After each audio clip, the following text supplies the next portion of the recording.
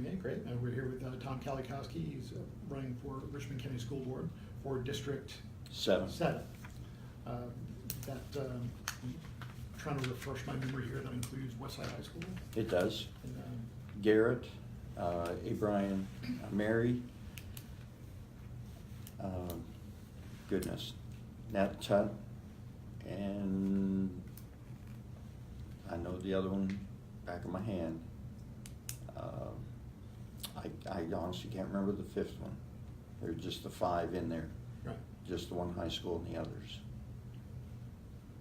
Well, what spurred you to pursue a seat on the school board in the first place? Well, we don't have any children in school, but between the fact that I've, through our church affiliation and all, have watched kids struggling, and certainly we're trying to help families keep them out of trouble, get them out of trouble. That was part of it. But then, quite honestly, I would like to see us spend the money wisely, appropriately in the school system and government as a whole. And what really did it for me was when Richmond County spent over $1 million renovating a school and then closed it. That did it. And then turn around and ask for more money from the taxpayers. I couldn't sit back and just participate in it. I had to get involved. Which school was that, to refresh our viewers? That was Seago. Seago Middle. Why do you think that happened? I have no proof. I personally believe that in all likelihood it was that the grading standards were below what they should have been, and in order to come off the radar so it wouldn't be a state mandate, the school was closed.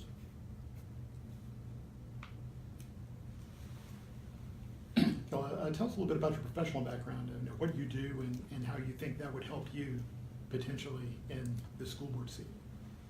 Well, going way back, I was a policeman, so I understand discipline, and I understand enforcing laws and rules and regulations. Where at? I was in Canada, and so with that perspective, I look at it that we need to have the rules, and we need to also administer them properly.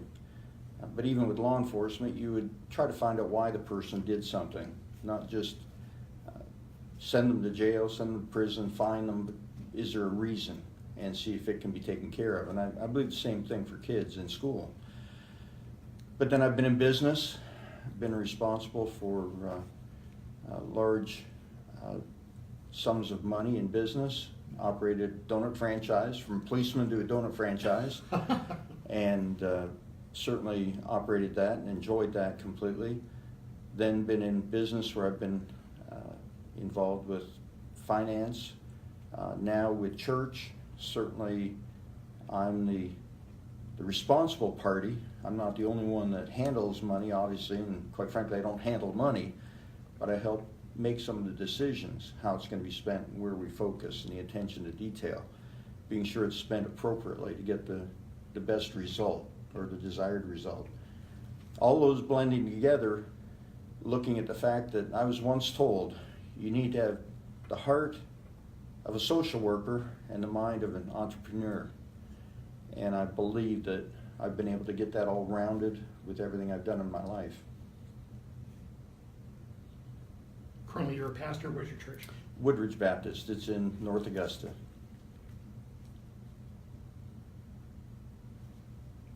Did you used to be a financial planner? I was with a local company here. Well, it's an international company, but a company here in Augusta, and then I went to a second company.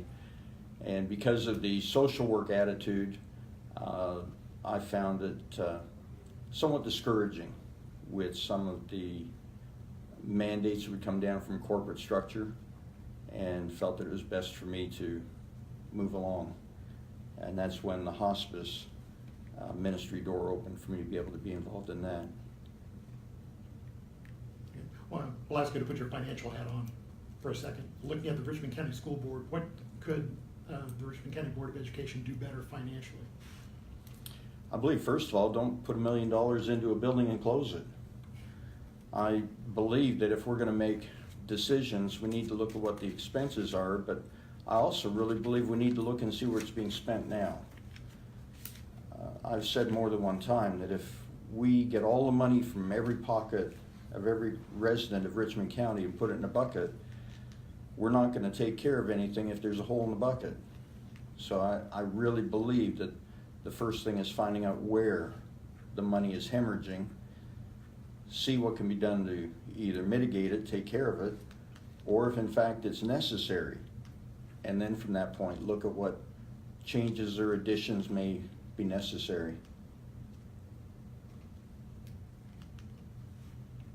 So you're not necessarily a proponent of throwing money at a problem, or are there other ways to fix problems? I believe there are a lot of ways to fix a problem.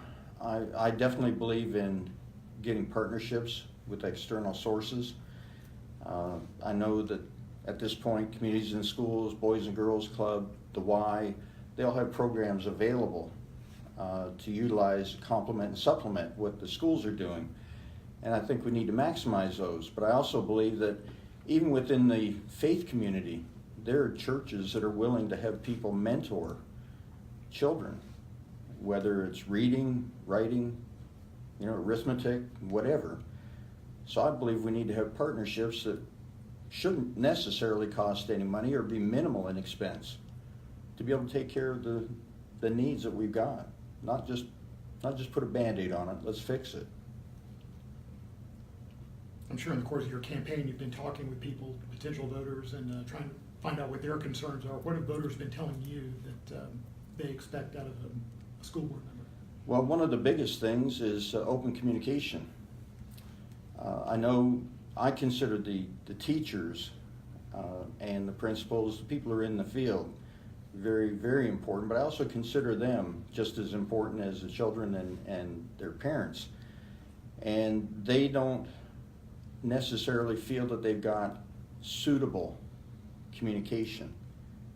One of the things I'd love to be able to do, and prayerfully I will be able to do, is maybe an email blast after a board meeting. Put the topics out there. What was discussed?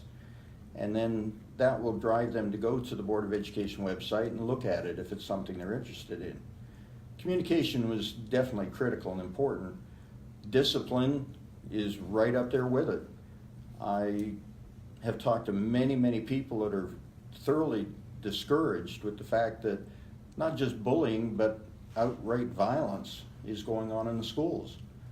And there needs to be a fix, some attention to that. And it's not just arming every teacher or every person that walks on campus ground as a part of the board. There's a root to the problem. We need to take a look and see what it is and again, how to stop it. In fact, one lady asked me the other day, she was asking about cell phones. And I said, no cell phones on campus. Either use the abilities to block internet so they can't use their phones other than for a particular purpose, or no cell phones at all.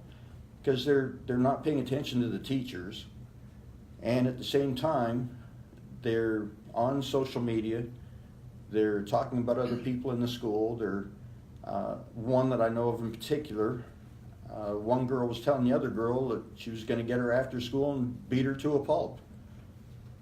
Don't need to have cell phones. They don't need that kind of communication. As the parent of two teenagers, I fully understand what you're saying. I understand it as well, but you don't feel like nowadays, a cell phone is also kind of a part of the learning process? I believe it can be, but the question I mentioned the other night at a forum, how many of us have children or grandchildren that you've got to put blockers on TV or internet so they don't go to the wrong place? If you just allow wide open access without controls in place, okay. But if you allow just wide open access, you have no control. They could be a wonderful tool. They could be. But unless we're able to step up with the technology and the enforcement,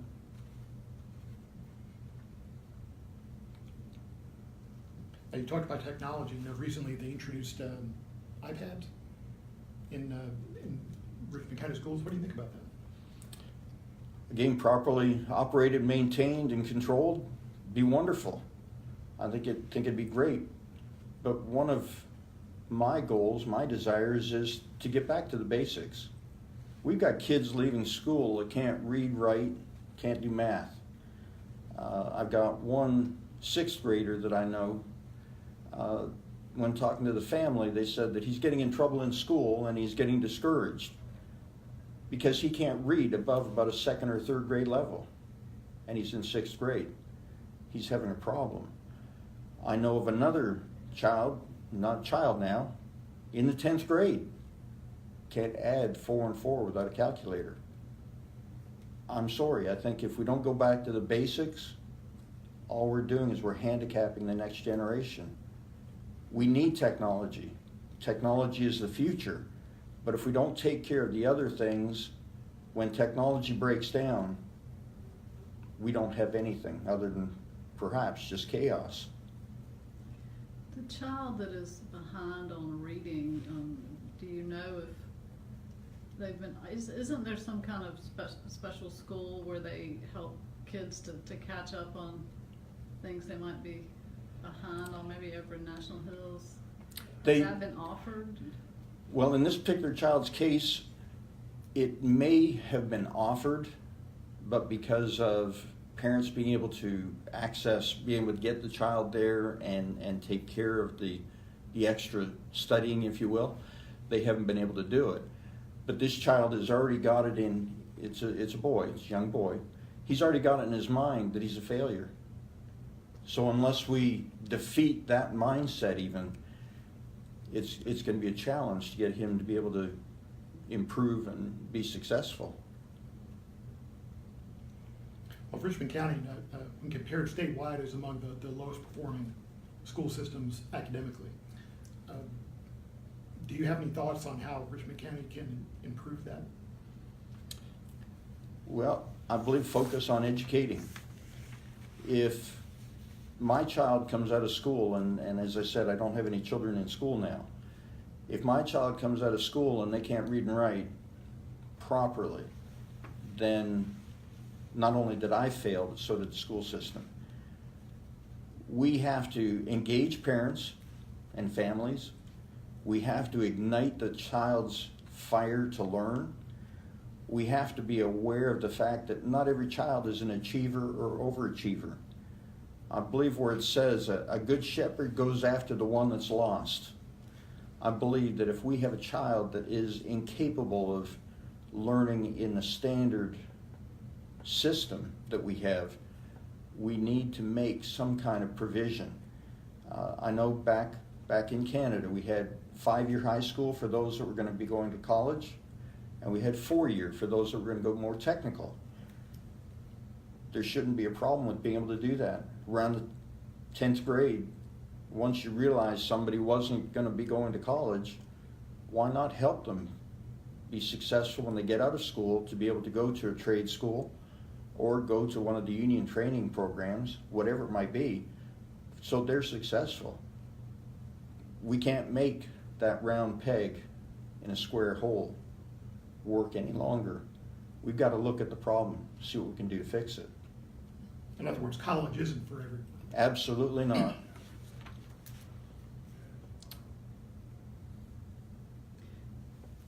Just something that I think the Chronicle raised and some watchers are asking. I mean, did you vote in the March special election? No, I did not. Okay. I didn't know anybody running. I wasn't going to waste a ballot. I believe in voting.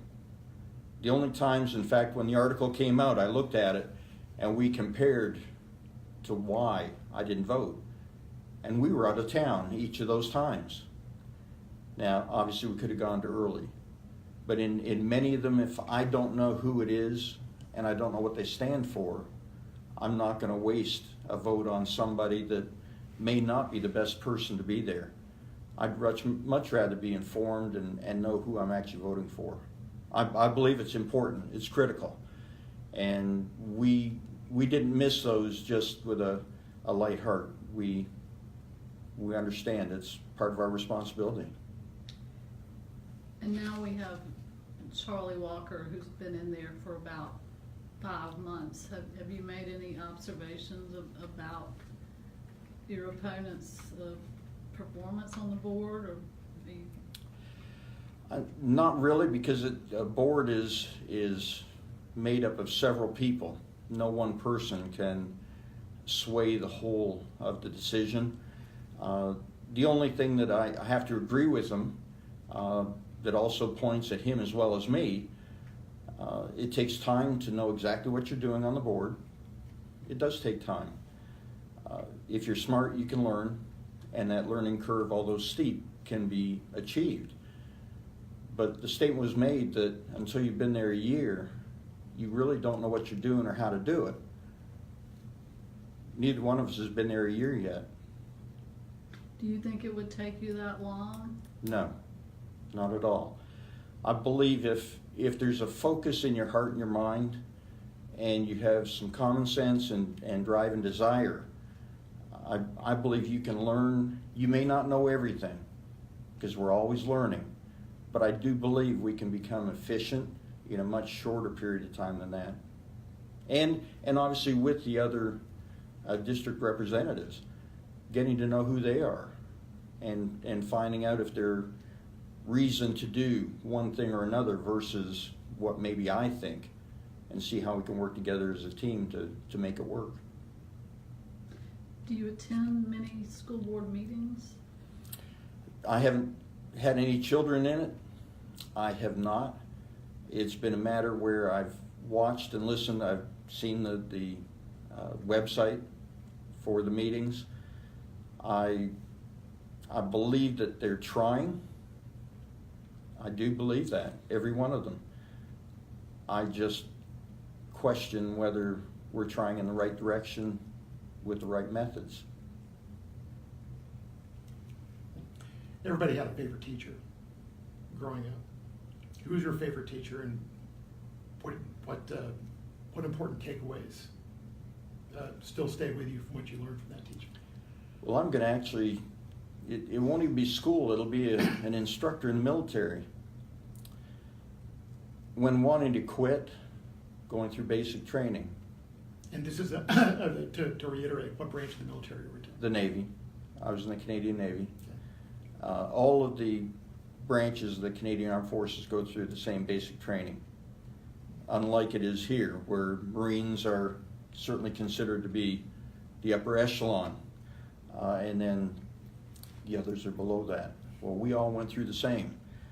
And when thinking about quitting, I spoke to one of the instructors, and he looked at me and he said, your marks on all the exams and tests and everything are great. You're doing a wonderful job. If you want to quit, it's because of you. You'll fail yourself. The system's not failing you.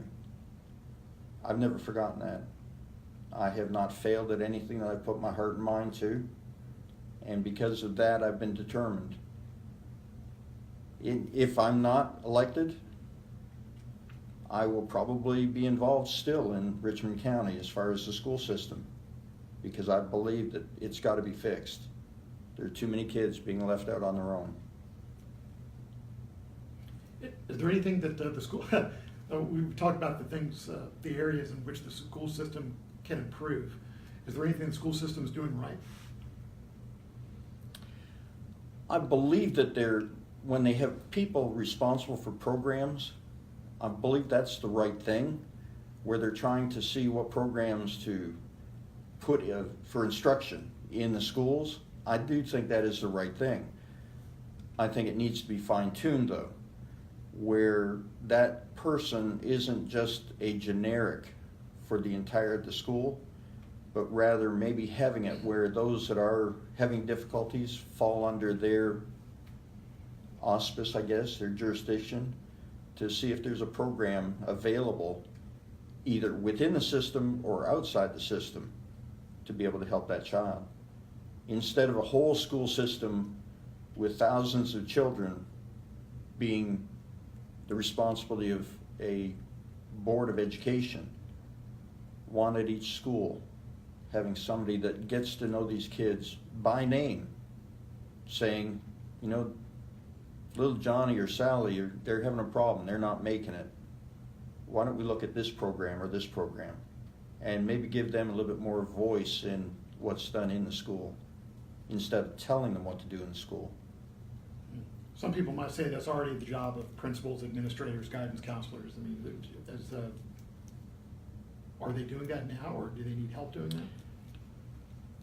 From those that have afforded me the opportunity to sit down and talk, the open communication hasn't necessarily been there.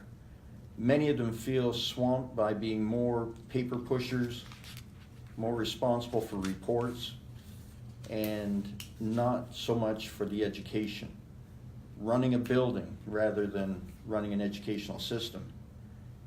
I believe that they're trying, but I believe they've been overloaded in many cases. Schools are overcrowded. Teachers can't teach. Administrators can't be doing what their expectations are. So we have to see if there's a way to fine tune it.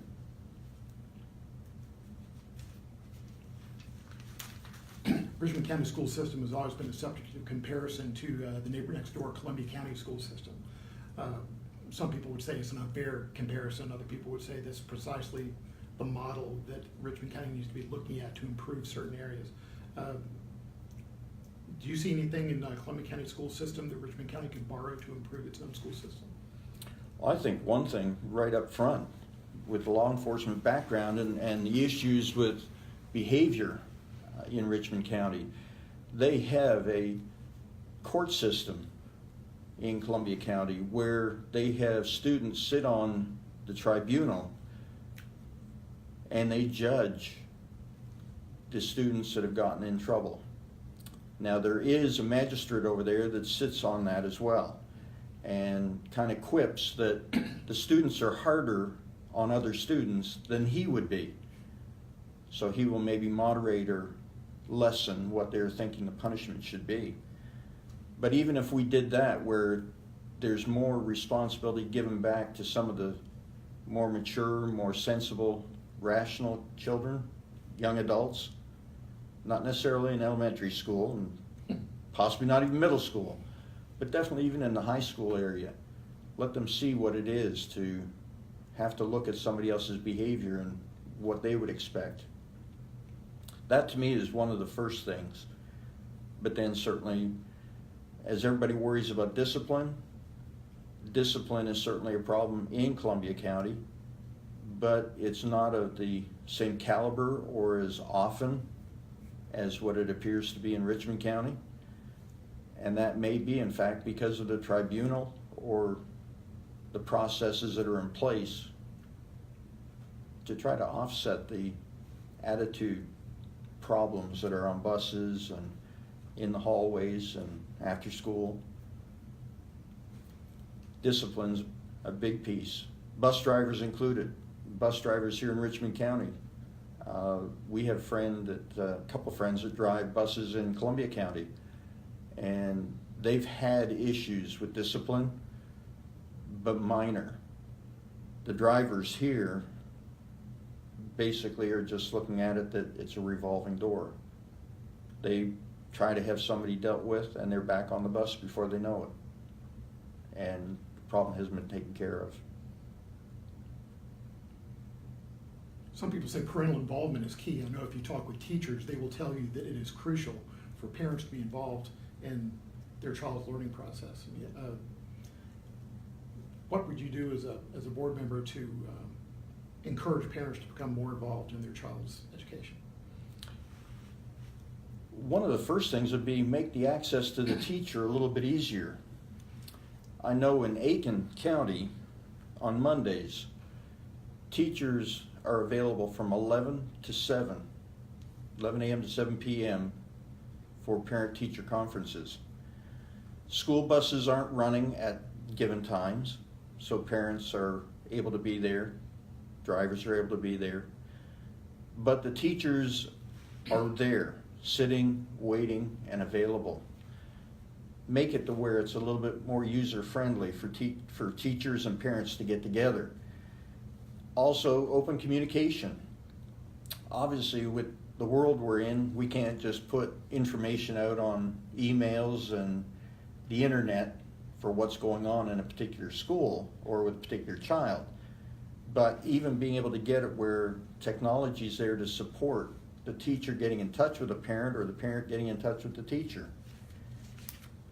Then certainly looking at the fact that if we can entice the parents to see it's not a foreign zone, they're not the enemy. Again, Aiken County have spaghetti dinners to invite the parents to come and eat and then talk with their teachers. We should be able to do something similar.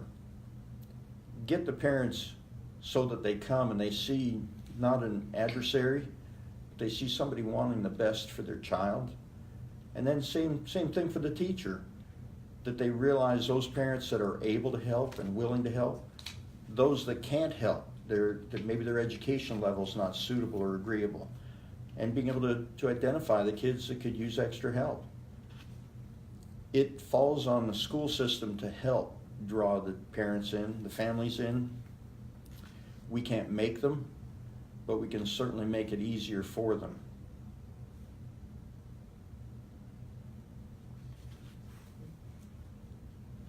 Do you have a question? I mean, we are hearing candidates, talk more about the children and about teaching than the business aspect of the school system. I mean, do you think the board is maybe too focused on construction and meal programs more so than education and the children? There are times I absolutely believe that. I believe that the minutia, the little things, can create more distraction for the things that are the most important. I believe that every one of us have 3 buckets that we're responsible for. One bucket we can't control, we can't influence. One we can influence, but we can't control.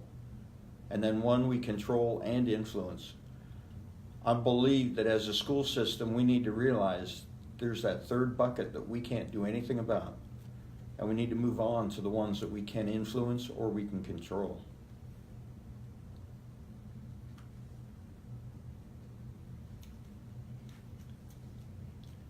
I'm not sure if you have signs and posters and bumper stickers and how extensive your campaign is, but I see a lot of school board bumper stickers during election years especially. If you had a bumper sticker, what would be the motto on that bumper sticker to advertise your campaign? My signs say it, let's cover the basics.